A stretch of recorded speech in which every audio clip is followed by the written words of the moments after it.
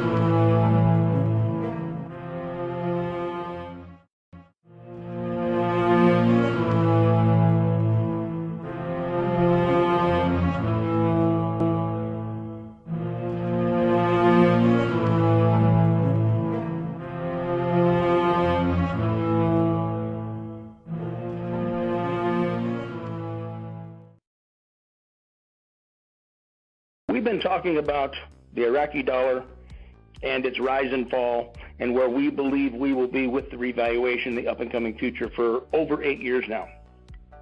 I was first approached, about 10 years ago, with the story of the Iraqi dollar and how 1 million Iraqi dollars bought for $1,000 after the revaluation would be worth $2 million, $3 million, $4 million.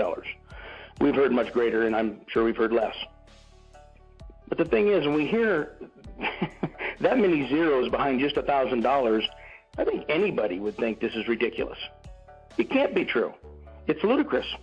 I mean, you could be an instant millionaire just by buying in. Well, let's not say instant. Some of us have been waiting a long time. But we have been waiting for what? The correction of the value of this country. And that's where you kind of start getting into the history and the facts part that I was talking about. We've had a lot of members ask, would you guys please do like you did before, me and my partner Gary, another audio on the Dinar 101 type of a situation.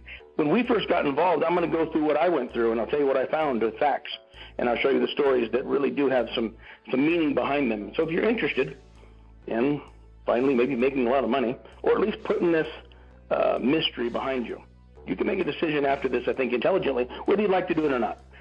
We don't sell dinar. We don't buy dinar. We have no profit in your getting dinar or getting involved in the dinar. We started this 8 years ago because we had just sold a company. We had some time. We were going to take some time off. And I heard about this dinar because I really wasn't doing anything at the time, which was really rare. I looked at it. And then I talked to my partner about it. And then we talked to a few people about it. We started investigating it, but we had the time to do this. We ended up on a blog site that went to a telephone call that went to us bringing some of our lawyers and bankers onto the call to prove what we were saying was right over someone else's. And next thing you know, we're doing conference calls. When I first looked at this, my challenge was, like I spoke, my challenge was about the dollars. It didn't make sense to have that many millions of dollars from 1,000. And so the first thing I did is I said, is it even possible? Well, in doing some research and talking to a few people, they said, is it possible? Their dollar's been 2, 3, 4 times ours most of their life. Except when they bumped into the war in 1989, 1995, in the Gulf War and the Iran War, they were way above the United States dollar. And right after that, right after the Kuwait War, went back up to that, almost 280, 290. Some people say it was over $3 with Saddam Hussein. I can't find that. But in 1932, and wrote these down, 1932 to 1949, their dollar was $4.86. I mean, that's up to 1950. That's a lot of money. If we wanted one of their dollars, we got to give them almost 5 of ours. That's huge. Now, it never got that high again, but from 1950 to 1971, it's a big jump. It stayed equal with the Great British Pound until they separated in 1960-something, and it went to $2.80 that whole time. It was $2.80. It just stayed there. In fact, the Great British Pound was still $2.80 as well. The inflation of the United States in 1973, their currency rose to $3.39 against the dollar. 1982, it was $3.22 to the United States dollar, and it stayed there right up to the war, the Gulf War, and like I said, the Iran War. After that, it went back up to 2-something. And then when the war with the United States came in, obviously it went from where it was, it dropped back down to 1/10 of a penny or so.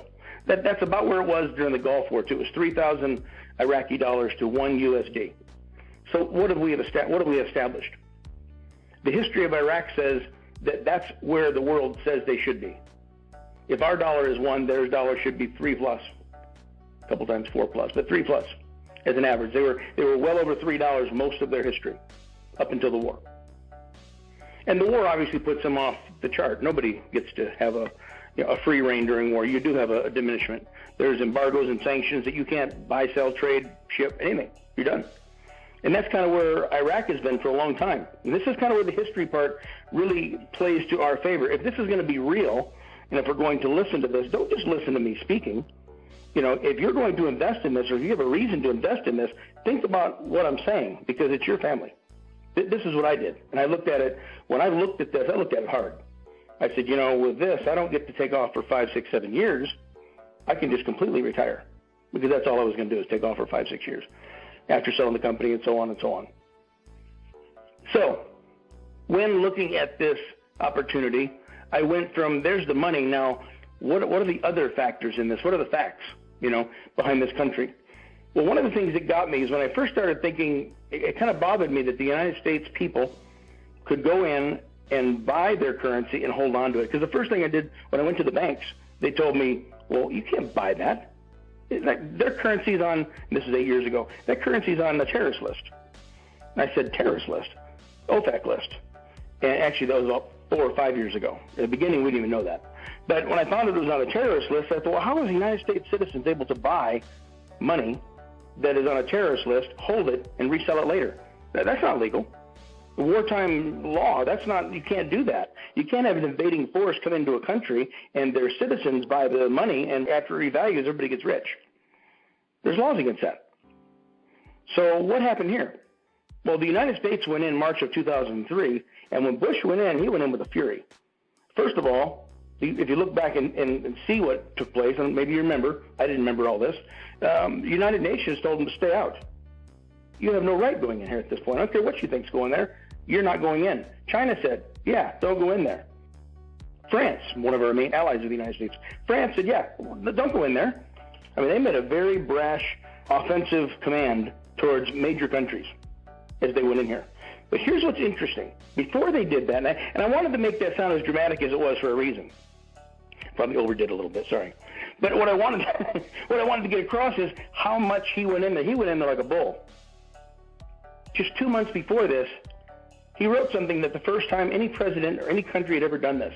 He wrote a Presidential Order 13303, and with Coalition Provisional Government Order 39, I can never say that without looking at it for some reason, those two combined put the United States citizens in the same rights as investing as an Iraq citizen. In other words, we can take any of their instruments of finance and we can utilize them as money, land, whatever it is, just like we're Iraqis. Now, he did this in provision because he was coming in, if you remember, the United States was going in to take out a terrorist, a dictator.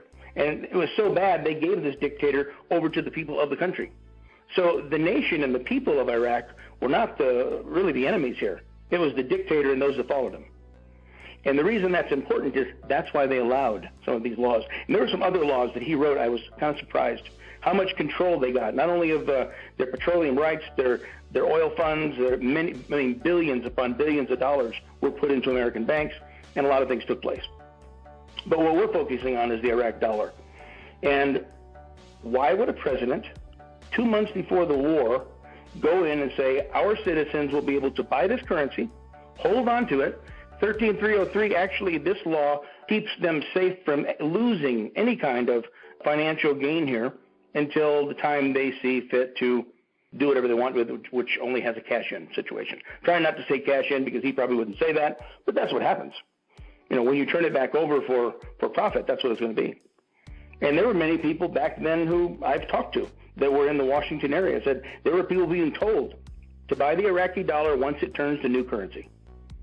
Not the old stuff with Saddam Hussein's face on it, the new currency. New Iraq money would be worth something in the future, period. Hold on to it.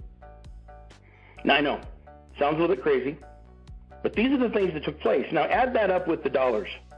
This country has been at greater than our dollar's face value most of its life. It is said to be going back there. Now, one of the things you'd look at, let's say we were looking at a company.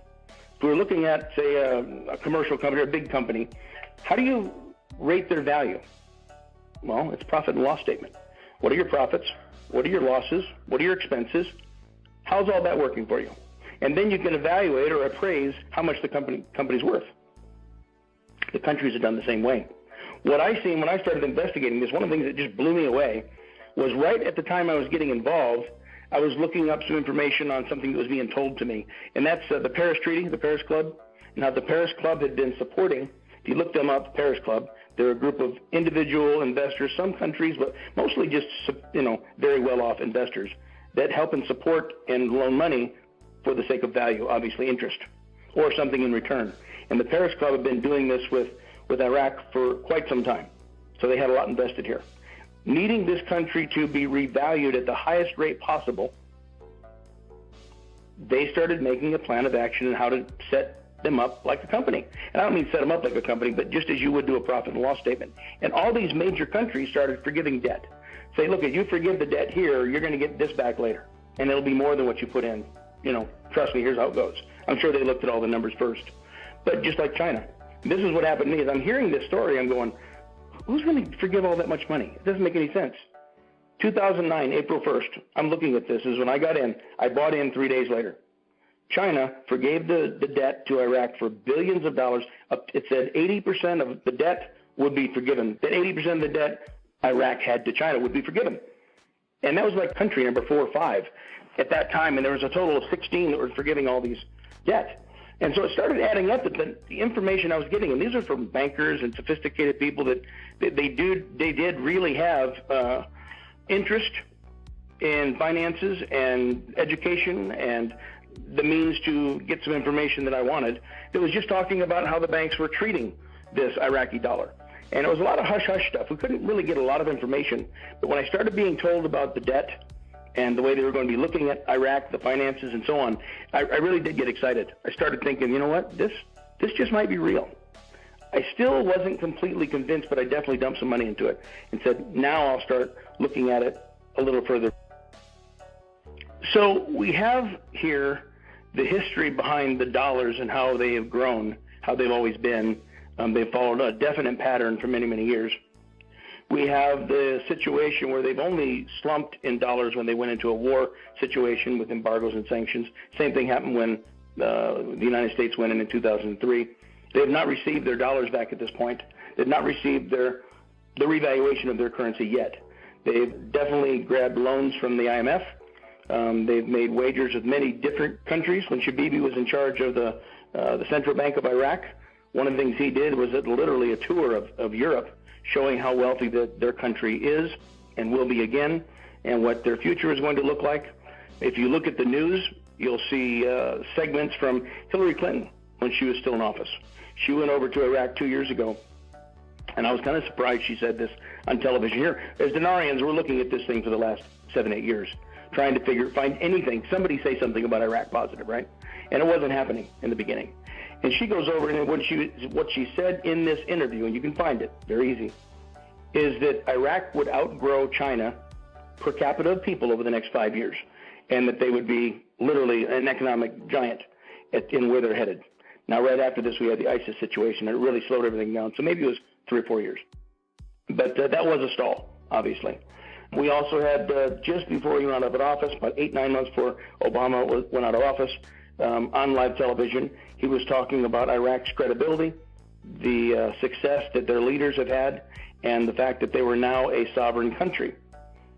I don't see how they're a sovereign country or nation. I like the fact that he said it because they're heading there.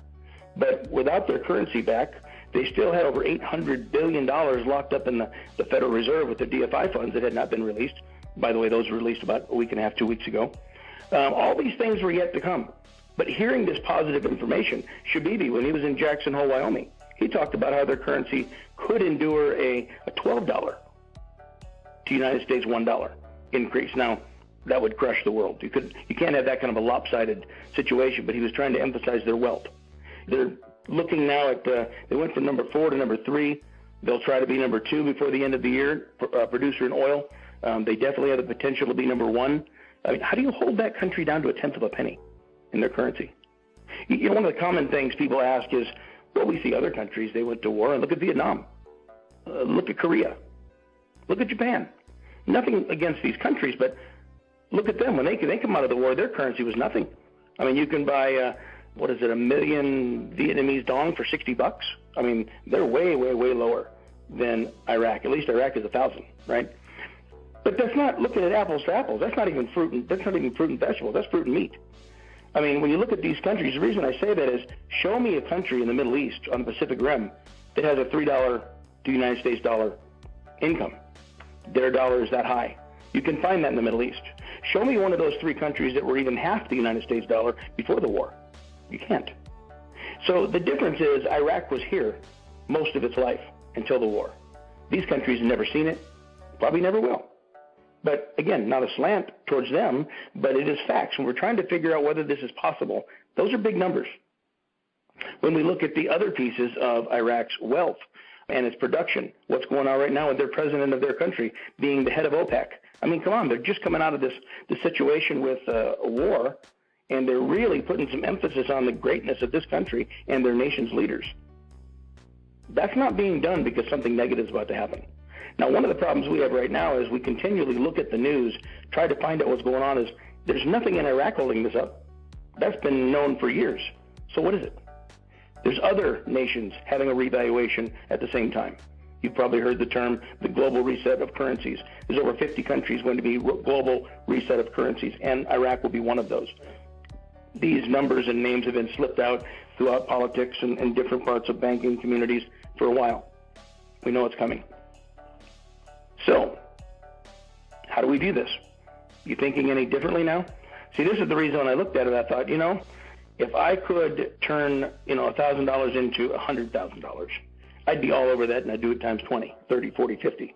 When do you stop, right? But we're not talking about that. We're talking about being involved in something that was supposed to be hidden. When this happened in 2003, there really wasn't much of an internet. 1998, 1999, that's when the internet was just getting its, glory, if you would. The year 2000 was going to be the Y2K thing, which everybody was horrified of and didn't mean nothing. I mean, there was some bumps in the road there, but not like what everybody thought. So 3 years later, do you think we really had an idea, the world, of where the internet highway would be at this point? We wouldn't. We had no idea. So it was very important when the United States came in 2003. They weren't really too tight-lipped. There was no internet to tell everybody around the world. People have now been telling this around the world for a long time. Over 10 million people have now started investing, supposedly. These are numbers that we hear. I didn't do the count, right? But 10 million people invest in the Iraqi dollar. Why? You know what? If it doesn't happen, I can take it back to the bank and cash it in. I can send it to an Iraq dealer and cash it in. These dealers, here's the last piece I'll give you before we switch off here for the day. When I looked at how credible this was, I looked at what Bush did. And when I looked at how credible their dollars were, per capita United States dollars, $4.86 to one and $3.39 to one and so on and so on, and knowing that they could climb back to this point very easily, the country looks so much better now than it did before any parts of the war. The roads and the electrical turbines, everything has been put into this country. Other countries have been doing this. Why? Because they love Iraq? They erase the debt. Why? Because they love Iraq? Well, they may not have anything negative feelings. They may not hate Iraq. But that's a lot of work and a whole lot of money for nothing. And no country does that. So they're preparing for a reshuffling here. We will probably have one of the largest financial reshuffles ever when it comes to finances coming up with a global reset of currencies. And this is something that's very serious. And so as that gets closer and as we get right to that point of climax, we're going to see a lot of things take place. And that's where we are now. We're hearing and seeing little things behind the scenes that we're not really sure how they are going to affect us. But I'll leave you with this. I just told you why I got involved. And if I said I don't care if you get involved or not, it'd probably be not true. I mean, I don't want your family to be on the outside. I don't really care how many people get into this. But we're not doing it for any other reason but information. And we've got members that have asked us to put something together like this so that the people that are pointing fingers at them can at least hear really what's going on. You can't refute the evidence here. And once you've seen it, you kind of got to make a decision. Either way, it doesn't matter to me. But I've hoped you've enjoyed the conversation.